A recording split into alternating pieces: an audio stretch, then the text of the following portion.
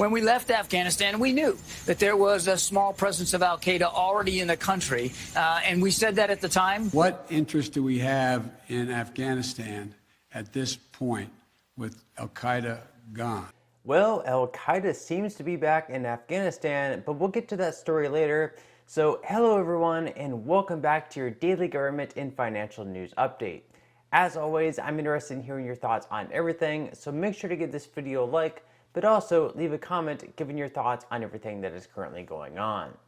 Okay, so House Speaker Nancy Pelosi flew over to Taiwan late last night, which I have to say, despite how you may feel about her as a person, a congresswoman, or whatever else, I really have to give her respect for the courage that it took to take that trip with all the warnings that she received from the Chinese government. I mean, certain people in the media were suggesting that China would shoot down her plane, as her coming there would be considered an invasion. So really to still go on and take that trip when she didn't necessarily have to, in my mind at least, shows a lot of bravery. Not a huge fan of her politics or certain things that she does, but going over to Taiwan when faced with the possibility of so much danger certainly took a lot of courage. Now, the U.S. Navy did deploy 4 warships east of Taiwan for some extra security, including the USS Ronald Reagan, just in case, China tries any type of funny business. And not that it's much of a surprise, but China is reportedly furious after Pelosi landed and promises all necessary measures to defend itself. In a statement released by China's Ministry of Foreign Affairs, they wrote, "This is a serious violation of the One China principle and the provisions of the Three China Communiques. It has a severe impact on the political foundation of China-U.S. relations and seriously infringes upon China's sovereignty and territorial integrity. There is but one China in the world. Taiwan is an inalienable part of China's territory, and the government of the People's Republic of China is the sole legal government representing the whole of China." Now, upon arrival in Taipei, some of the people there cheered, believing her trip was a show of support for Taiwan, whereas others were much more critical of her arrival, feeling like it was political posturing and would only worsen the tensions in the region. Now, a lot of people feel like this could potentially be the start of World War III, obviously something none of us would want. And I really don't know how all of it would unfold, especially if we had to fight off the Chinese, Russia, and potentially even Iran, who recently made threats to nuke New York City. The thing with this is, neither of these countries would like to see a war with the US, just like we don't want a war with them, and really, countries like China need the US just as much as we need them. Considering their economic dependency on us buying so much of their goods and services, without us, they might just be in some trouble. Although continuing to support Taiwan in their independence from the Chinese government may just be enough of a poke to send them over the edge regardless. We'll have to wait and see, but with that said, let me know what you think about our support for Taiwan. I personally think it's a good thing, and how you believe that everything will unfold. Now, in some other news on the global stage, the United States killed the leader of al-Qaeda in a drone strike over the weekend, which took out one of the biggest terrorists in the world. However, this is certainly just a little bit troubling, just considering that the drone strike happened in Kabul, Afghanistan, a country the U.S. just removed all their troops from, handing back the country over to the Taliban.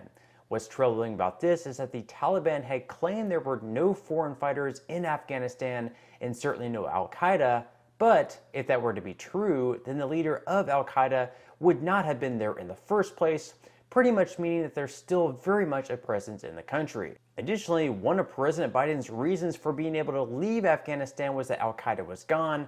Not that the Taliban is really all that much better, especially if you support the basic human rights of women, but clearly that's not the case.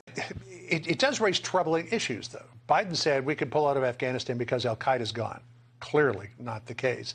And then the Taliban has got the leader of al-Qaeda in a posh place that's owned by the interior minister in downtown Kabul. And I think there are many more questions about who is inside Afghanistan now with this umbrella of protection from the Taliban.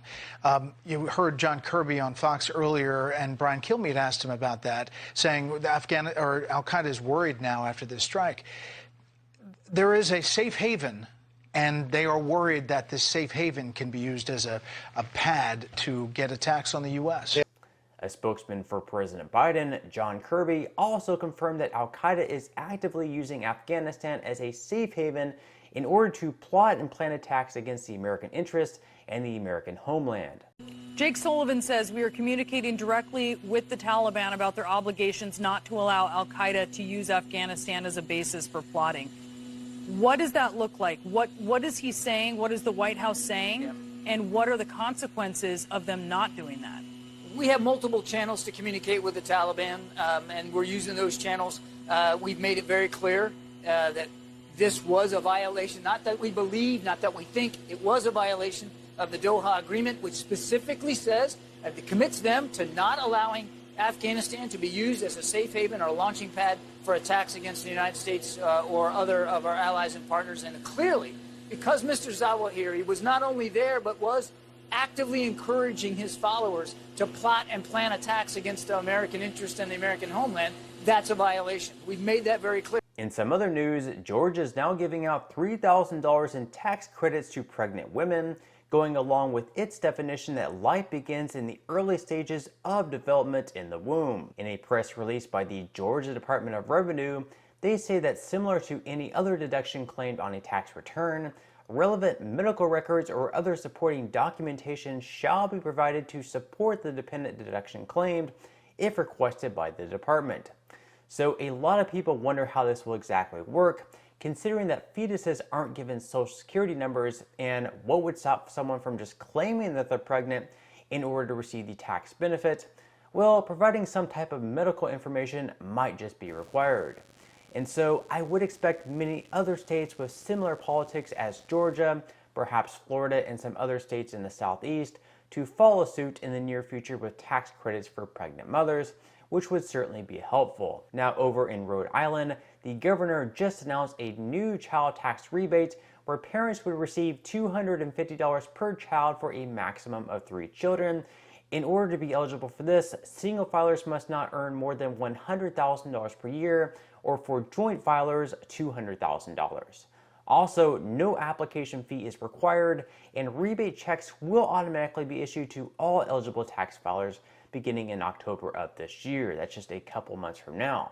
Meanwhile, at the federal level, there really hasn't been a lot of movement to reinstate the monthly child tax credit payments, although there is currently a proposal by Senator Mitt Romney which would send up to $350 monthly payments per child. Okay, now moving into some money news, where stocks fell for the second day in a row, with the S&P 500 falling by 0.67%, the Dow Jones falling by 1.23%, and NASDAQ falling by 0.16%. Futures for today are back in the green so far though, with Dow futures up 0.30%, S&P 500 futures up 0.24%, and NASDAQ futures up 0.14%. Over the last day, Bitcoin has bested the stock market, up 2.34%, and now back into the mid-23,000s. So even though we've seen a lot of red in the market over the past few days, the S&P 500 is still up over 6% over the last month. With that said, it definitely wouldn't be a bad time to start investing, or if you've already started investing, to continue dollar cost averaging in. So if you would like to receive 6 free stocks and $5 worth of Bitcoin, in the comment section below, I will leave a link where you can receive just that from my partner in Webull. And even if you don't feel like investing at this time for whatever reason, once you receive the free stocks, you can always sell them for what they're worth and transfer that money right back to your bank account. Now, in total, you should be receiving a value of around $50 or more. Some people have received over $3,000 in the past, which will be taxable, but still, you can think of it as just some free extra money with just a few minutes of work. But on that note, I'm going to go ahead and wrap up this video. If you enjoyed the content in today's video and you would like to see more like it, I would encourage you to give it a like, subscribe to my channel, and also make sure to ring the notification bell. That way you won't be missing any of my future videos. And until next time, I hope you have a wonderful rest of your day, and I'll see you in the next video.